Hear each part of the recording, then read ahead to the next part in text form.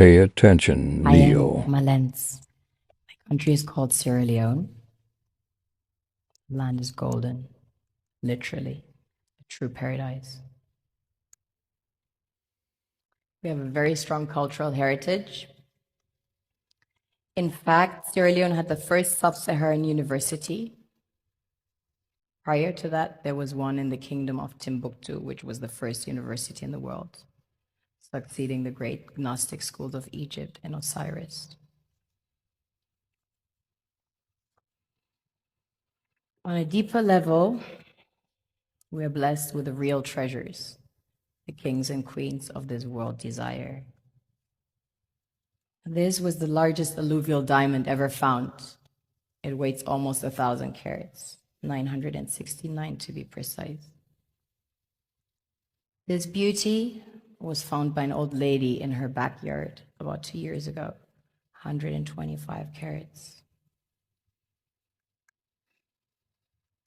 Some people mine gold in their backyards. That's quite common. Besides gold and diamonds, we have about 20 precious minerals that have been discovered as of today. We recently started extracting huge petroleum reserves that have been discovered. We have platinum, ilmenite to make titanium, rutile to coat jets, iron ore, the largest iron ore deposits in Africa, the third largest in the world. Tantalite, also known as coltan, used in your mobile phones and computers. Bauxite for aluminum production. Zinc, chrome ore, copper, coal, phosphates, potassium, salt, lead, granite, asbestos, nickel, zircon. Furthermore, we have exquisite timber like mahogany and teak. Of course, the West needs Africa's resources most desperately to power airplanes, cell phones, computers, and engines. And the gold and diamonds, of course, a status symbol to determine their powers by their core and to give value to their currencies. One thing that keeps me puzzled, despite having studied finance and economics at the world's best universities, the following question remains unanswered. Why is it that 5,000 units of our currency is worth 1 unit of your currency, where we are the ones with the actual gold reserves? It's quite evident that the aid is in fact not coming from the West to Africa, but from Africa to the Western world. The Western world depends on Africa in every possible way, since alternative resources are scarce out here. So how does the West ensure that the free aid keeps coming? By systematically destabilizing the wealthiest African nations and their systems, and all that backed by huge PR campaigns, leaving the entire world under the impression that Africa is poor and dying and merely surviving on the mercy of the West. Well done, Oxfam, UNICEF, Red Cross, Life Aid, and all the other organizations that continuously run multi-million-dollar advertisement campaigns depicting charity porn to sustain that image of Africa globally. Ad campaigns paid for by innocent people under the impression to help with their donations. While one hand gives under the flashing lights of cameras, the other takes in the shadows. It's super sweet of you to come with your colored paper in exchange for our gold and diamonds. But instead, you should come empty-handed, filled with integrity and honor.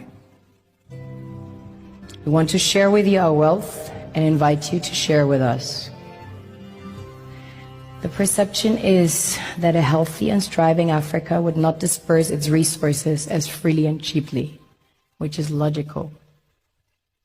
Of course, it would instead sell its resources at world market prices, which in turn would destabilize and weaken Western economies, established on the post-colonial free meal system.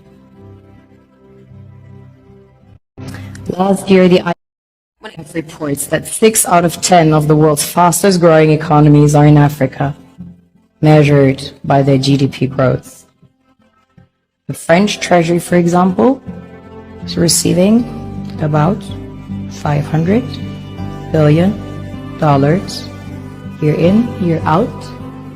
The foreign exchange reserves from African countries based on colonial debt they forced them to pay. IMF reports that 6 out of 10 of the world's fastest growing economies are in Africa, measured by their GDP growth. The French Treasury, for example, is receiving about $500 billion year in, year out. The foreign exchange reserves from African countries based on colonial debt they forced them to pay. We need Africa to be impoverished because we need those raw materials and we need them dirt cheap. Okay, so that's the message. It doesn't mean to say that there's nothing Africans can do. Of course there is. This is what it's about. Because if Africa does do something different, I assure you living standards of all those in Europe and North America and Asia is going to fall. Okay? And that is a big price to pay. I assure you that the West is not going to allow that without a big fight. Okay, so the job of many Western academics is to convince Africans they have to keep doing what they're doing.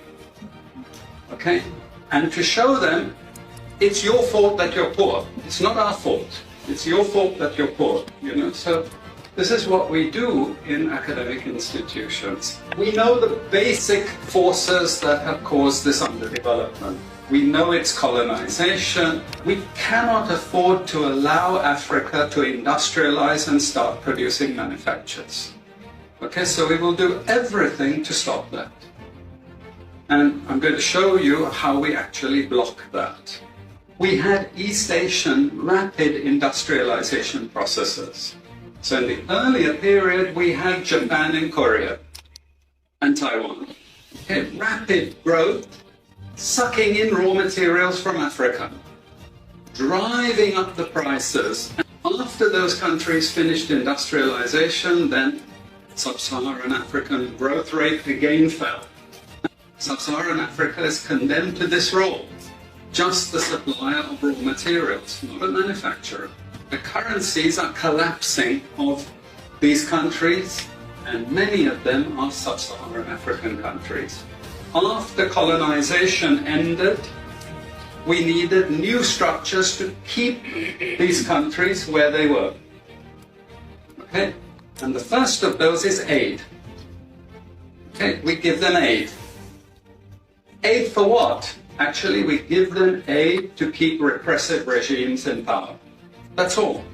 All the hypocrisy about transparency and democracy and bullshit like that, it's all bullshit. But it would go to country after country offering loans. And if the president did not accept the loan, they were killed. It's just economics. It's economic warfare. The rich declare war on the poor. It happens everywhere. It happens in a country. The rich control the government. Of course they do. You really believe you have democracy? Come on. You know, I mean, grow up. Who has all the subsidies and income support? US, Europe. The largest budgets in the world for supporting their farmers are Europe and US. You see, we're keeping them dependent. We're keeping them on a string.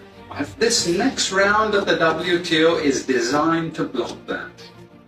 To block anyone else getting on top of the ladder.